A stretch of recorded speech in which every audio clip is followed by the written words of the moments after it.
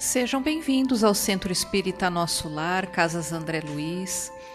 Esta casa que nos acolhe com tanto carinho, com tanto amor. Nós que nos encontramos aqui de forma presencial nesse salão de reunião pública e também a todos que nos acompanham de forma virtual pelas redes sociais. É com muita alegria, com muita gratidão que saudamos a todos que sintonizam conosco neste momento. E vamos já iniciando a nossa tarefa com uma prece.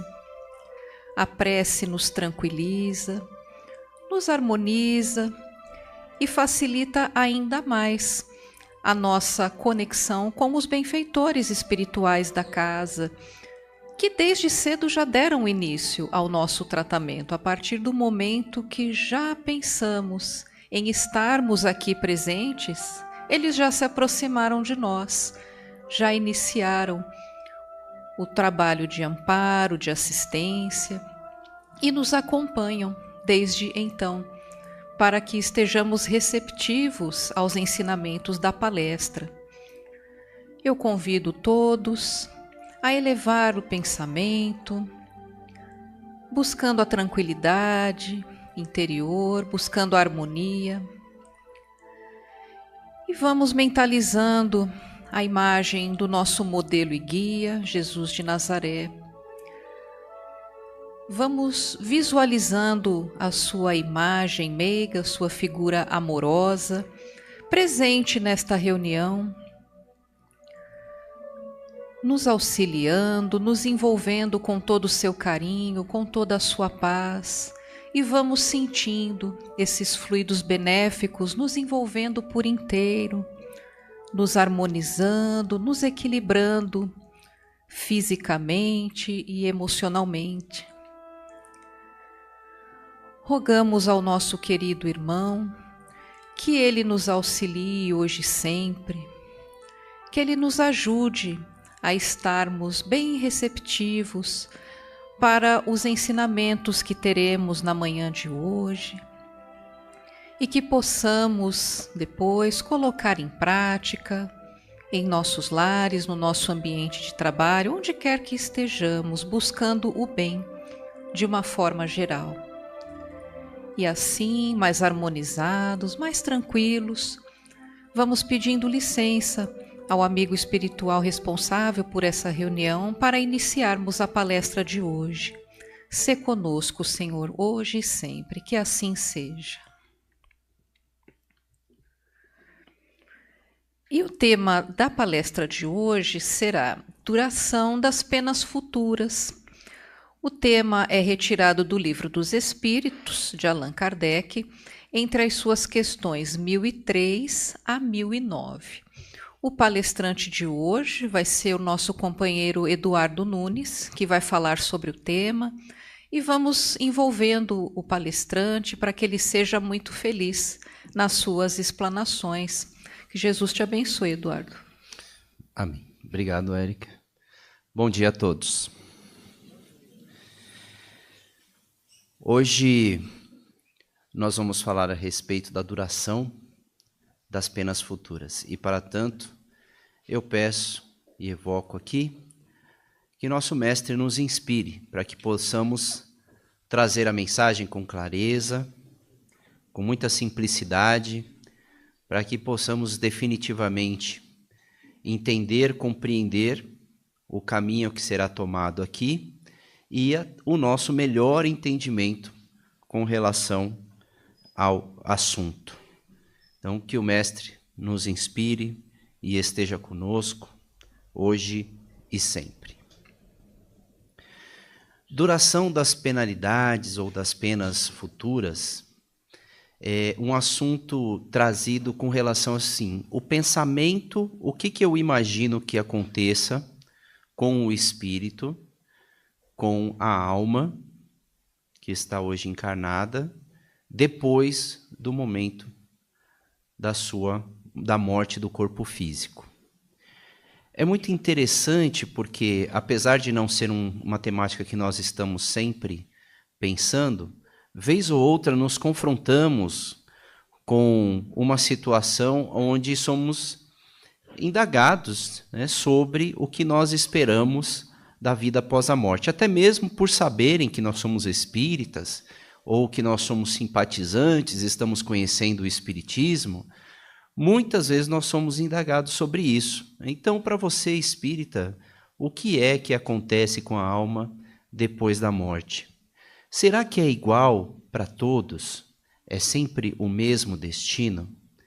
Será que o que nós aprendemos por meio das religiões tradicionais, das quais nós somos muito influenciados, tem algum sentido?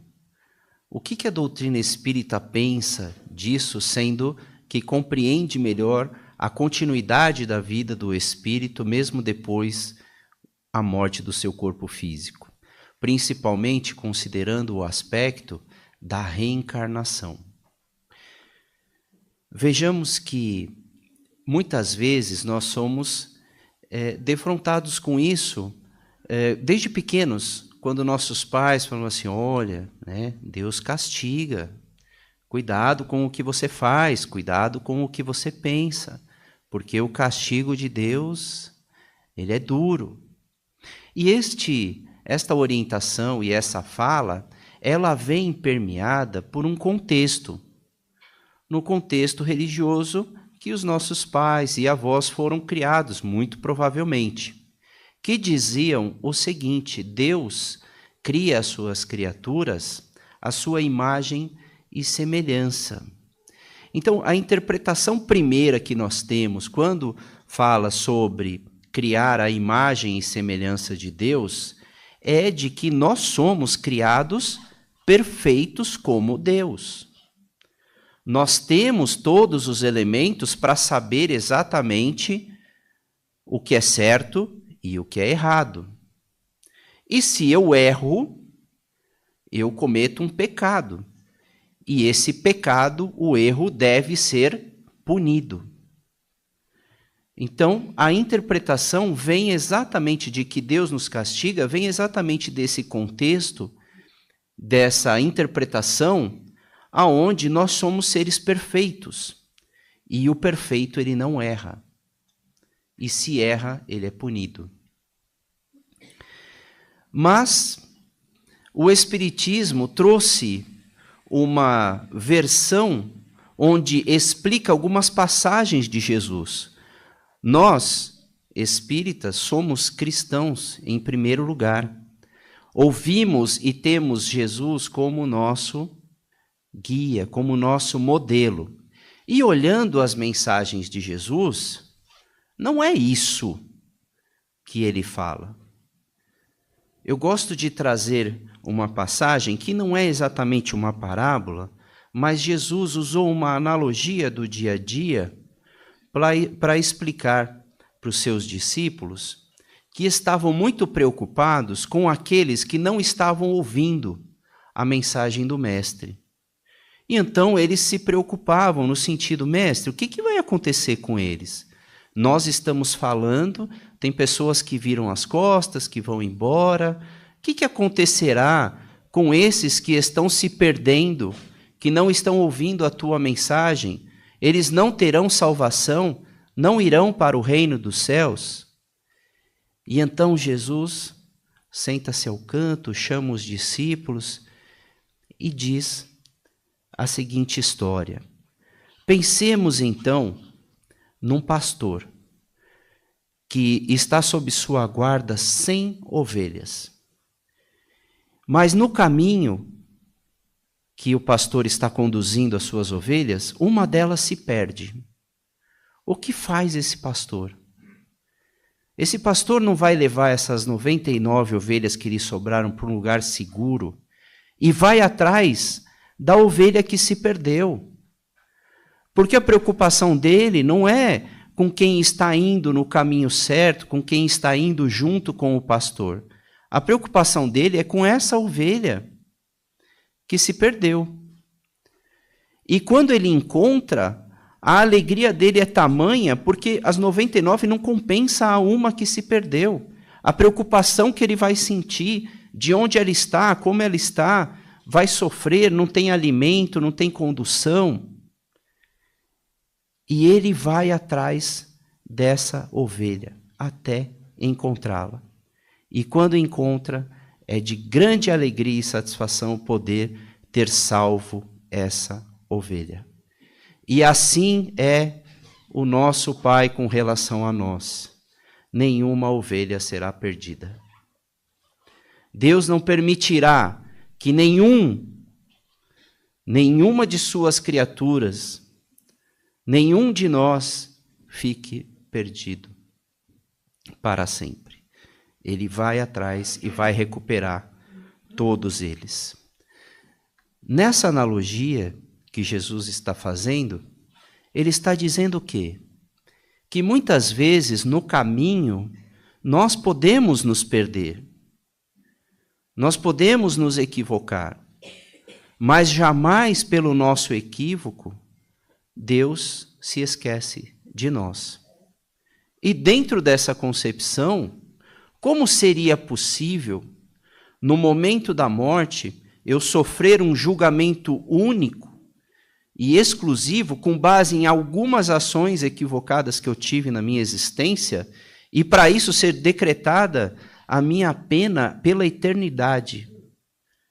Eu estaria condenado ao inferno, ao sofrimento, por toda a eternidade. Essa era a concepção. Claro que era o que se tinha na época, claro que era o que se entendia. Mas quando Jesus veio e trouxe um Deus que é diferente, um Deus que é de amor, nós precisamos repassar esses ensinamentos. Porque um amor não cabe esse tipo de pena para quem se equivoca. E no meio desse conturbado cenário, no século XIX, começam a haver manifestações, que hoje nós chamamos de manifestações mediúnicas, efeitos físicos, e nós entendemos que esses efeitos, essas manifestações, se dão pelas almas que viveram na Terra e hoje estão num outro plano, na qual chamamos de plano espiritual, e vieram se comunicar em grande massa, em grande quantidade, à época em que se formou essa constituição de conceitos que foi a doutrina espírita, por meio das informações dessas comunicações. E nessas comunicações vieram outras informações, como Deus cria incessantemente os espíritos. Deus não cessa de criar nunca. Não se sabe exatamente a natureza dessa criação, não temos condição de receber essa informação, disseram os espíritos, mas ele não cessa de criar. E essa criação se dá no estágio mais simples. O espírito é simples e desconhece todas as coisas. É ignorante. Ignorante no sentido de desconhecer. Desconhecer tudo. Ou seja, desde a sua criação até a sua destinação, ele vai ser um processo de aprendizado contínuo e ininterrupto. Os espíritos vão dizer que, por sermos uma criação divina, nós temos dentro de nós, desde a nossa criação, algo que nos conecta à superioridade, à divindade. O que nos dá uma concepção de que existe, sim, uma inteligência maior. E nós temos visto isso ao longo das sociedades, muito antes de existirem religiões, existir ritos e conversas e escritos sobre o que essa sociedade primitiva pensava com relação a algo superior. Depois vieram os mitos com relação à tempestade, à chuva, o sol, a lua, até se entender esse caminho do que seria Deus, e ainda estamos na busca dessa compreensão de forma mais específica e menos abrangente, mas estamos caminhando, e desde então existe essa conexão dentro de nós com a busca da divindade, com a busca da perfeição. E é assim que Deus cria suas criaturas, com a busca da perfeição dentro de si, se tornar cada vez melhor, mas ele ainda não sabe o caminho. Ele vai por tentativa e erro. Mas a promessa é clara: todos nós receberemos esse reino divino, ou seja, o nosso estado de pureza, a nossa felicidade plena, a nossa capacidade de compreender as coisas da vida e superarmos todas as dificuldades. Acontece que para atingir este objetivo, nós vamos usar as explicações que o Espiritismo trouxe no meio da obra O Livro dos Espíritos e na obra O Céu e Inferno. O nosso objetivo é nos tornarmos espíritos felizes, espíritos puros, espíritos evoluídos. Mas o estágio em que estamos, ainda não conseguimos entender exatamente o que é ser um espírito dessa natureza. Nós temos um exemplo que foi Jesus, um espírito puro que esteve aqui entre nós e que nos serve de modelo e guia. Então vamos estudar os seus ensinamentos. Como ele entende que nós, nos comportando dessa maneira, poderemos atingir esta perfeição. E temos também a possibilidade que nos é dada do livre arbítrio. Nós fomos então criados simples e ignorantes, e a partir do momento que nós temos consciência da nossa existência, de que nós sabemos que nós existimos e estamos aqui, começamos a fazer escolhas. Começamos a usar o nosso livre-arbítrio, começamos a tomar decisões em nossa vida e agir em acordo junto com os nossos semelhantes, que são nossos irmãos em criação. Acontece que todas as nossas escolhas e todas as nossas decisões têm consequências. Todas elas. Tudo que eu fizer vai ter uma consequência. Mas antes de eu fazer, talvez eu não saiba qual é a consequência. E então eu faço achando que eu estou fazendo certo.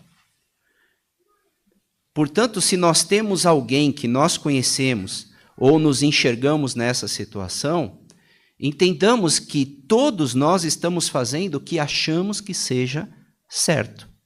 Porque talvez não tenhamos conhecimento suficiente para entender as consequências daquele ato. Mas ele terá consequências. Se o meu ato for bom e a consequência for um bem-estar e eu estiver bem, me sentindo bem com aquilo que eu fiz, eu estou no caminho certo. Se a consequência for ruim, eu devo parar e repensar as minhas atitudes.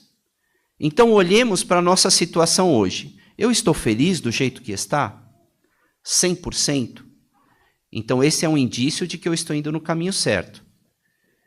Eu estou feliz com algumas coisas, mas com outras não? Então, eu devo olhar para essas coisas. Eu não estou feliz com nada? Então, eu devo repensar toda a minha estrutura e base que eu tenho fundamentado as minhas decisões e as minhas escolhas. Porque são elas que trouxeram, as decisões que eu tive no passado, que trouxeram o presente que eu tenho hoje.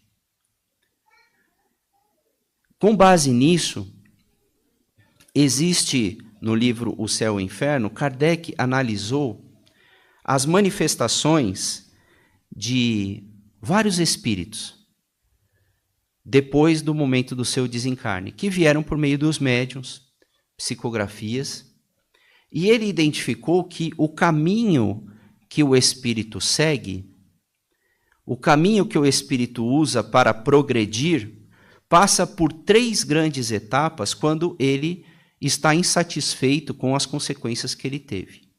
A primeira, talvez a mais difícil de todas, é o arrependimento. É eu reconhecer que estou equivocado e me arrepender do que eu fiz. Ela é a mais importante de todas, a mais significativa, porque é o momento da minha virada. É o momento em que eu começo a sair do estado de sofrimento, porque não compreendo o que está acontecendo, para um caminho de luz, de iluminação, de equilíbrio, porque agora eu vou começar a traçar o meu caminho de recuperação. O segundo estágio é a expiação. É nós passarmos pela situação a qual nos levou essa consequência, aceitarmos a consequência dos nossos atos, vivenciarmos essa consequência com maturidade, com equilíbrio, para que possamos passar e superemos este período. E este período, ele não é eterno, ele é o tempo necessário para que eu compreenda e entenda o que aquela atitude me trouxe de consequência. E mais, aprender como me proteger de situações futuras dentro daquele assunto. Para a gente entender, um exemplo prático, os excessos que nós temos com relação a bebidas, por exemplo, alcoólicas. Eu tenho um comportamento, eu acredito, ou me foi apresentado, de que esse é um comportamento positivo. Mas então, aquilo para mim não está me fazendo bem. Ou porque eu desenvolvi uma doença no corpo físico pelo excesso, ou porque os meus relacionamentos estão indo ladeira abaixo por causa do meu comportamento em virtude do consumo excessivo, sem equilíbrio. Ou seja, estou vendo a consequência. Agora eu me arrependo, falo, puxa, não deveria ter feito. Começo o processo expiatório de libertação, que não será fácil, mas é necessário.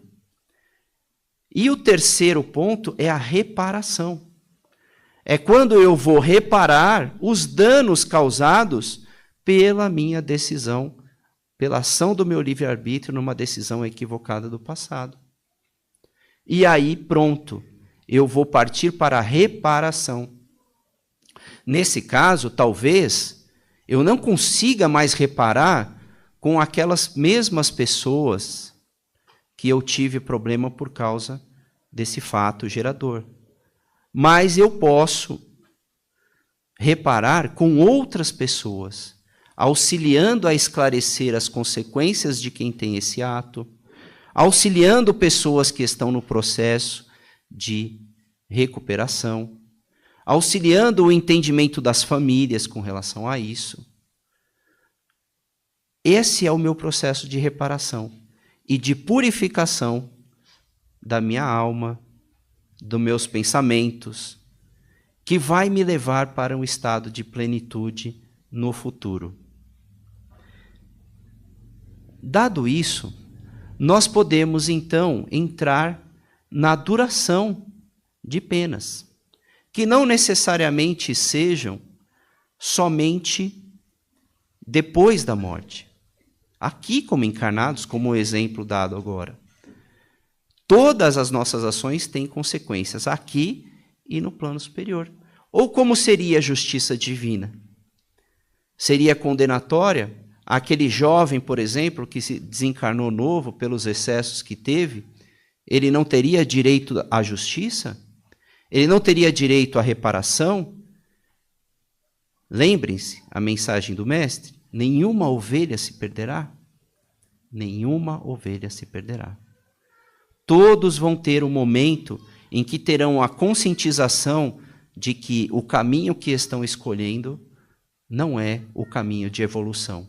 Não é o que vai trazer a felicidade plena, a felicidade futura. Recentemente, eu pude ter contato com uma pesquisa onde diziam que a maioria dos jovens gostaria de não construir o seu patrimônio ou a sua aposentadoria, mas sim receber herança.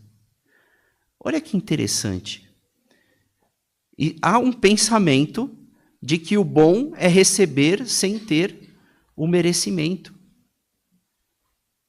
E aí eu poder usufruir. É um atestado, é a assinatura, é decretar a sua infelicidade. Porque, vejam, a nossa felicidade está em construir. É o processo, não é o fim. É na construção de algo, do meu desejo de ser feliz, é onde estará a felicidade, pela busca dos melhores caminhos, do que eu gosto ou não. Se ela viesse pronta, se Deus tivesse nos criado perfeitos, onde estaria o mérito disso? A consequência pode sim ser catastrófica. Mas, quando ela acontecer, vai ser o alerta de que eu estou fazendo as minhas escolhas equivocadas. E então, quanto tempo será necessário para que o Espírito desperte dessa situação, desse esclarecimento? O tempo necessário. Não existe um tempo de duração se nós possamos entender penas como sendo o sofrimento da alma ou o sofrimento do espírito, que passa por aquele momento de consequências dos seus atos, sofre. Quanto tempo leva esse sofrimento? Existe 1 ano, 2 anos, 10 anos? Os espíritos no plano espiritual não têm a noção de tempo que nós temos. A nossa noção de tempo em dias, meses, anos, décadas, são pautadas nesse nosso corpo físico. O espírito não tem noção desse tempo. Ele pode passar, sim, séculos do nosso tempo nesse estado mental aprisionado, com uma fixação mental. E para ele pode parecer que é a eternidade. Mas quanto tempo é necessário até ele despertar?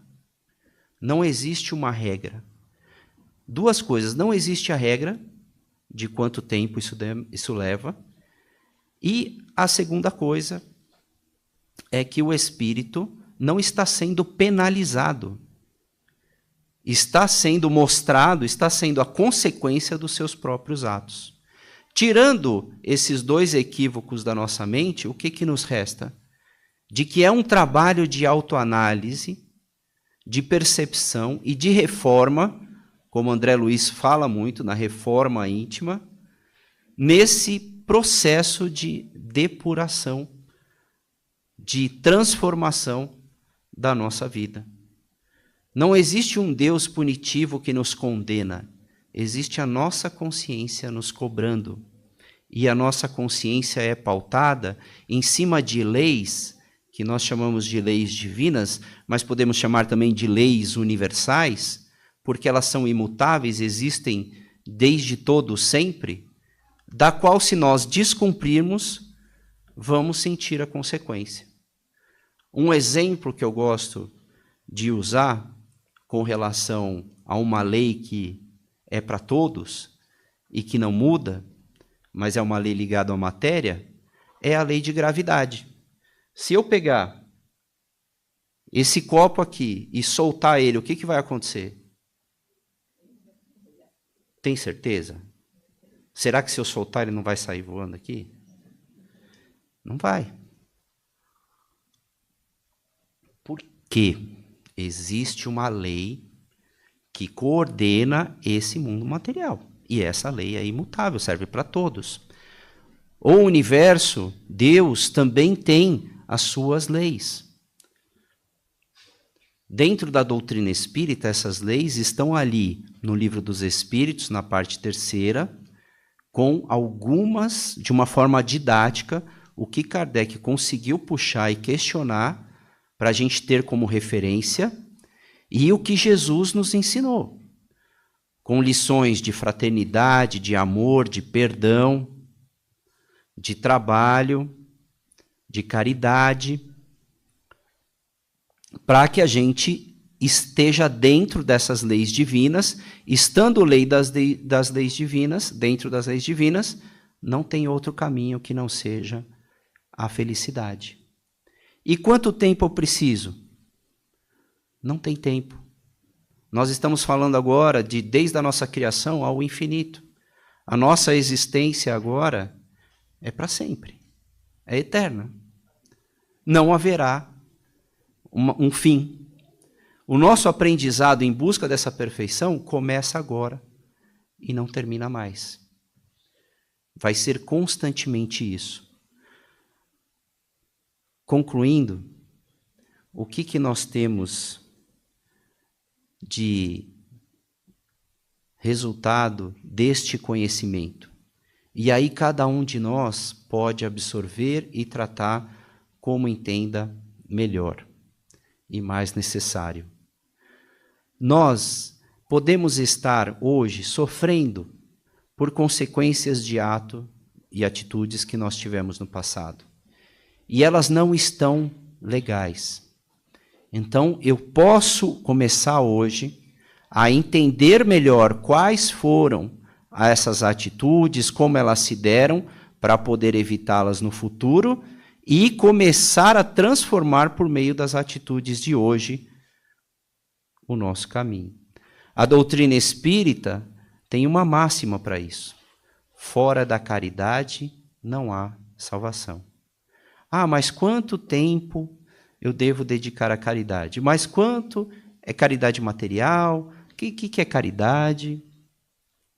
Tudo que eu fizer em prol do auxílio de alguém, eu já estou ali exercendo um ato de caridade. Ele pode ser potencializado pelo amor que eu sinto por aquela criatura, que pode ser específico ou pode ser generalizado, um amor pela humanidade. Ou pode ser um amor por um filho, por um pai, por uma mãe. É um ato de caridade, é o amor em movimento. Este caminho é o começo, é a lição de Jesus, nos dando a oportunidade. E mais, que tenhamos a certeza no nosso coração, que também para as pessoas que amamos, esse caminho será o mesmo, de uma promessa que Jesus nos fez. Uma promessa. Quando Jesus estava diante do que hoje nós chamamos da Santa Ceia, da Última Ceia, com os seus discípulos, Jesus já sabia o que iria acontecer logo depois daquilo. Ele seria crucificado, condenado, crucificado e morto. E os seus discípulos estavam sentindo no tom da sua voz, no tom das suas palavras, de que alguma coisa iria acontecer. E começaram a ficar preocupados com a situação deles. Como ficaremos nós sem ti, mestre? Como que se dá isso? Como é que é inconcebível nós pensarmos como que nós vamos continuar se não estiveres conosco? E então Jesus, com tranquilidade, vai dizer: não se deixe perturbar o seu coração por nada. O que está para acontecer, está previsto para acontecer. E eu, em pouco tempo, estarei ao lado do meu Pai, que está nos céus. E lá eu vos prepararei o lugar. Assim que estiveres pronto, eu venho e te levo comigo. Porque na casa de meu Pai existem muitas moradas, mas eu levarei para o meu lado aqueles que estiverem comigo.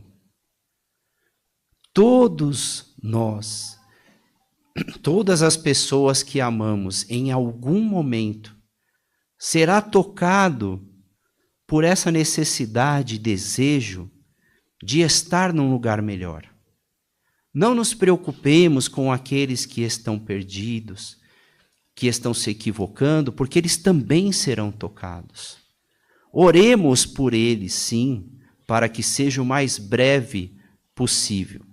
Mas essa é a nossa destinação.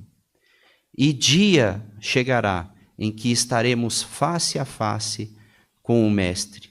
E ele vai olhar para nós e dizer: eu não falei? Estava te esperando. Vem comigo. Muita paz a todos. E agora é chegado o momento do público aqui presente no salão de participar da palestra através de uma pergunta ou colocação dentro do tema. É só levantar o braço que o nosso colaborador leva o microfone.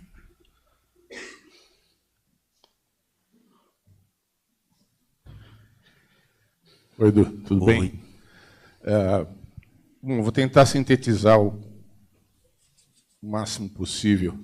Lembrando que o Espiritismo ele religião, filosofia e ciência, dentro da ciência existem alguns psicólogos, alguns terapeutas que utilizam a terapia de vidas passadas para poder justificar o que os pacientes estão passando, né, em termos de desajustes. É claro, para quem conhece um pouco do espiritismo, né, que o que a gente passa hoje são consequências de vidas passadas e que isso vai acontecer sempre. À luz do espiritismo, o que se fala a respeito dessas terapias de vidas passadas, querer encontrar lá no passado justificativa para os nossos comportamentos no presente?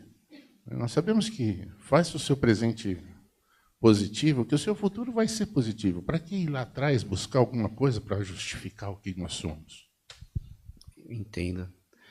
Acredito que quem vai buscar essas explicações ou essa terapia, o espiritismo não fala busque ou não busque, né? Ele fala o que é a vida do espírito, que existem sim coisas que nós estamos hoje vendo as consequências que foram criadas numa existência anterior, e isso é muito lógico, né? Então vamos dizer que eu desencarnei no meio de um processo obsessivo, ou num crime, ou por excessos, eu desencarnei, eu não tive tempo de realizar, né, de perceber o que eu estava fazendo, ou seja, teve consequências no plano espiritual, consequentemente a reencarnação é o que explica essa possibilidade de evolução do espírito, mas nossas atitudes têm consequências.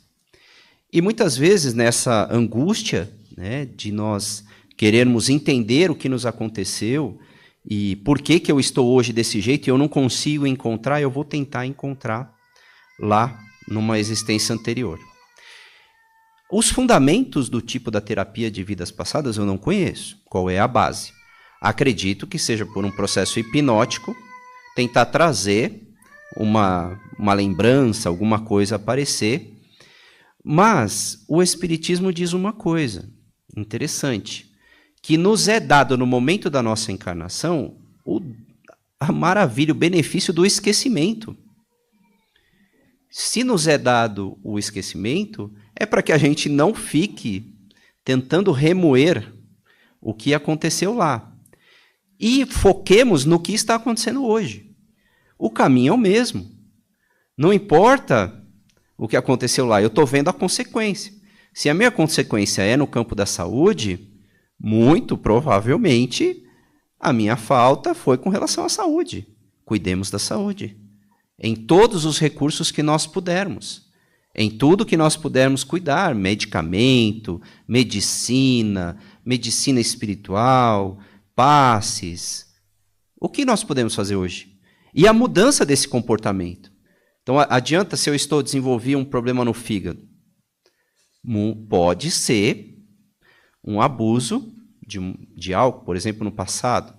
E essa doença hoje ela está presente como uma consequência, né, que eu carreguei comigo, mas que ela vem como uma ferramenta para me ajudar. Adianta eu saber? Agora, se eu hoje entender que esse comportamento alcoólico pode danificar ainda mais a minha situação e evitá-lo ao máximo, mesmo que tenha vontade, eu estou mudando um comportamento por causa de uma doença física. E numa próxima existência, qual a necessidade dessa doença? Se eu tratar, se eu cuidar, se eu modificar o comportamento, estou livre. Não precisei saber qual foi a origem, né? E não precisamos. E muitas vezes esse processo de tentar saber ele é doloroso. Podem vir coisas da qual eu não gostaria de saber. Por exemplo, problemas de relacionamento. Imagina, poxa, eu tenho muita dificuldade com relacionamento com meu filho. Aí vamos lá que você está lá tentando fazer um processo de busca e encontra, né? E aí você fica sabendo o que aconteceu. Pelo amor de Deus. Não queria, né? Não deveria. Mas a espiritualidade nos dá os caminhos para que a gente possa, mesmo em nossas dúvidas, por exemplo, por meio do sono, nesse momento, o nosso espírito se desconecta do corpo físico, né, para poder ter uma elucidação do campo espiritual. E lá eu posso ter muitas orientações sobre como me conduzir aqui. Mas como é que está sendo a qualidade do meu sono? Né? Eu sei que aqui não tem isso, né? Mas tem gente que fica no celular até dormir. Eu sei que vocês não, mas tem gente que faz isso, né? Quer dizer, que qualidade de sono que vai ter ali olhando aqueles vídeos, né? Eles passam para cima, assim, né? É incrível, né? Mas é extremamente prejudicial para a nossa qualidade de sono. Então, é um momento muito importante. Então, não precisamos ficar lá buscando. Temos tempo para mais uma pergunta?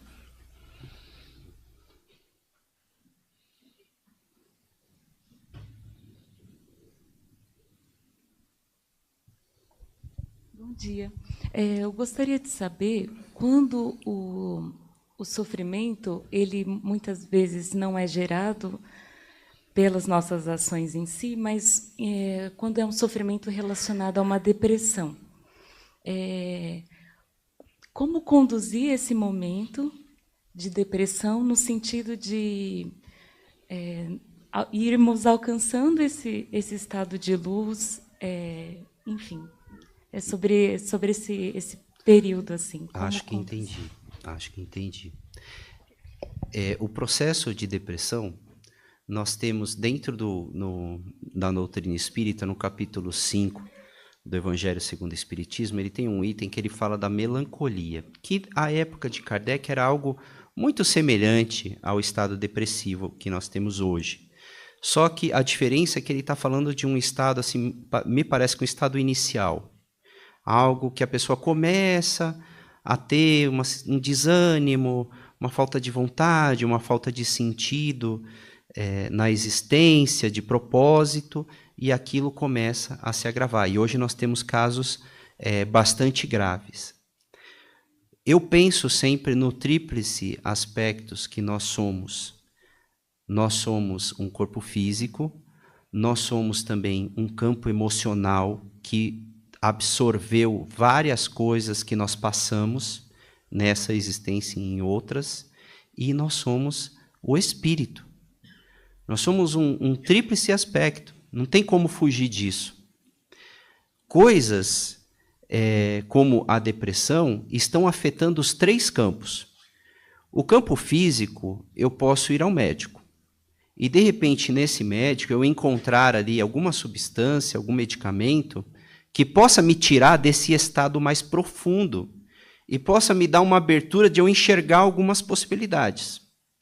O campo emocional, eu posso ter alguém da minha confiança para trabalhar isso, um terapeuta, um psicólogo, outros terapeutas, onde eu começo a colocar essas emoções para fora, começo a colocar isso na mesa para poder olhar o que é o quê.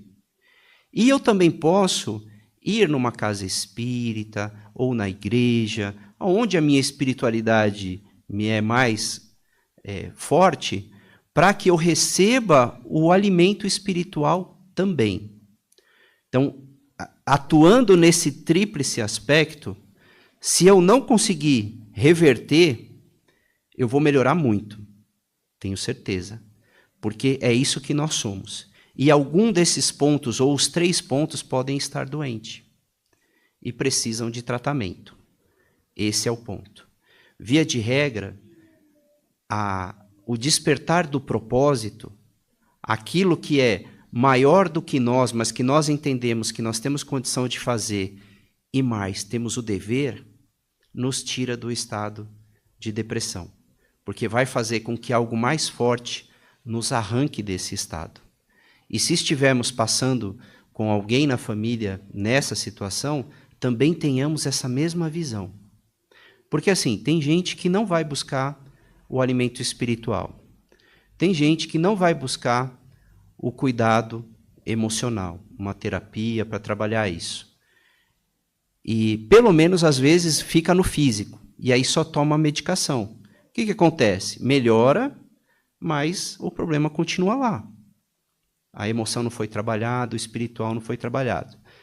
Às vezes eu só vou no terapeuta, mas eu não tenho nada espiritual. Quer dizer, o principal do que estamos fazendo aqui e para quê não está sendo trabalhado, que é o espiritual. Qual a missão desse espírito encarnado?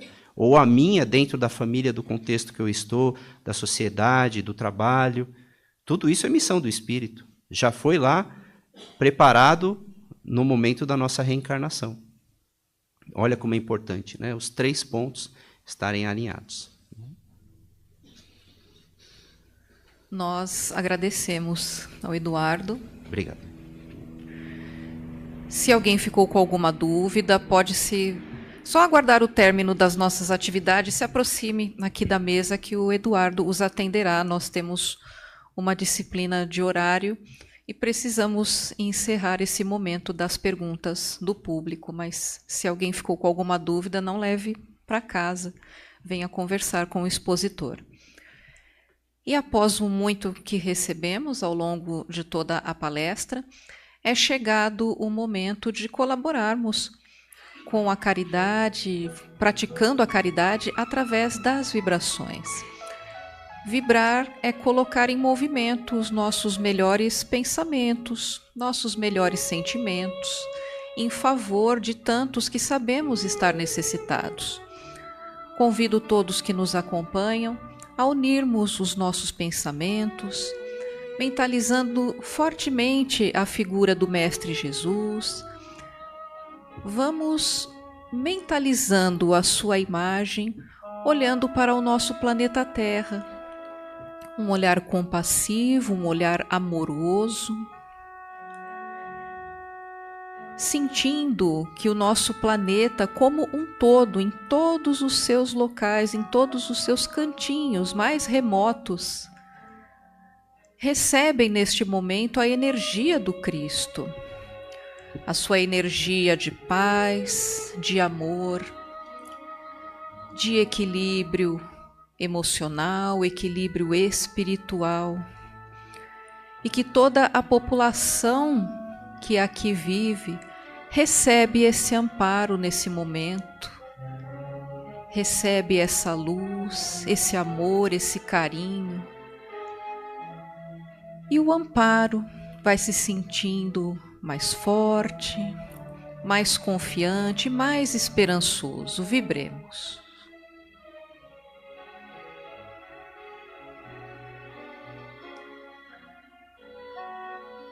Vamos levando essa mesma energia intensa do nosso Mestre Jesus aos hospitais, às casas de saúde, a presídios, orfanatos.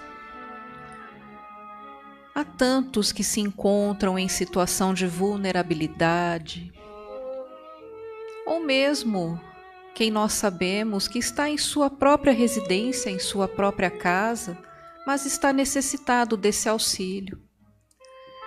Vibremos saúde, harmonia, equilíbrio e muita paz.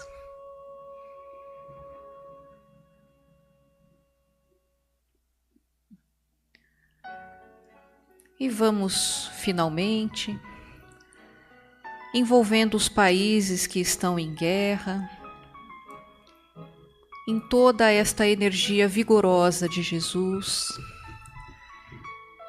que Ele possa levar a paz, o equilíbrio, o respeito, a compreensão, a fraternidade, o diálogo amistoso e respeitoso a tantas nações que estão em desajuste, que estão vivenciando fortes conflitos armados. Mentalizemos a sua figura doce, envolvendo a esses países, seus governantes, a população, em muita luz, em muita harmonia, equilíbrio, em paz. Vibremos.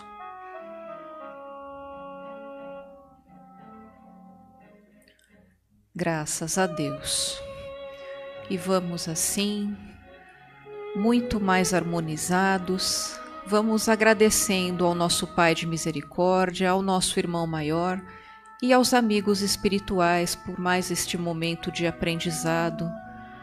Rogamos a esses abnegados benfeitores que nos auxiliem ao longo dos nossos dias, ao longo da nossa caminhada, para que possamos colocar em prática, tenhamos muita força de vontade, bom ânimo, disposição, coragem, para colocar em prática os ensinamentos que aqui tivemos na manhã de hoje. E se no meio do caminho nós vacilarmos, dermos algum tropeço, auxilia-nos mais uma vez, queridos amigos, para que levantemos, ergamos a cabeça e prossigamos com fé, confiança e esperança na nossa jornada. Vamos assim, pedindo licença para encerrarmos este momento da nossa reunião. Graças a Deus. E agora é chegado o momento do passe coletivo. Vou passar a palavra para a dirigente Cristiane, para que ela conduza a tarefa.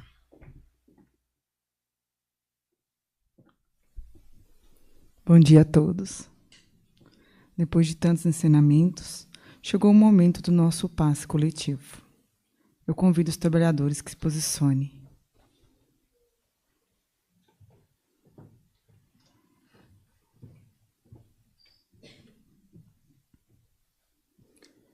Então vamos serenando nossos pensamentos, fechando nossos olhos para uma melhor concentração, nos conectando com Jesus, com a espiritualidade aqui presente, sentindo a energia ao nosso redor.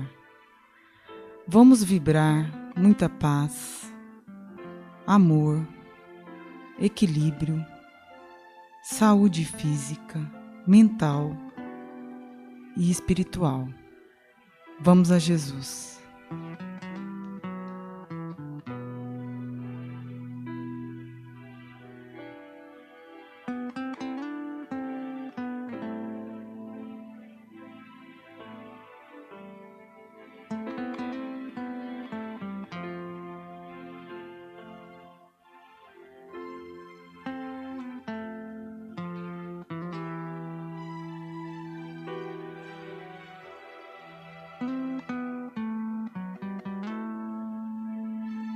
Graças a Deus.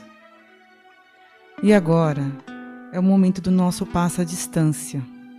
É o momento que vamos vibrar, pensar, sentir por aquelas pessoas que não podem estar aqui presente. Pode ser um amigo, um familiar, um vizinho que esteja no seu pensamento, no seu coração. Quem tem mais de um ser querido, que pense nele alternamente. Ora em um, ora em outro, sabendo que a espiritualidade os alcançará, onde quer que eles estejam, eles vão receber o que necessitam. Então vamos novamente elevar nossos pensamentos, pensando nos nossos entes queridos e amados, vibrando por eles muita paz, amor, equilíbrio, serenidade, saúde. Vamos a Jesus.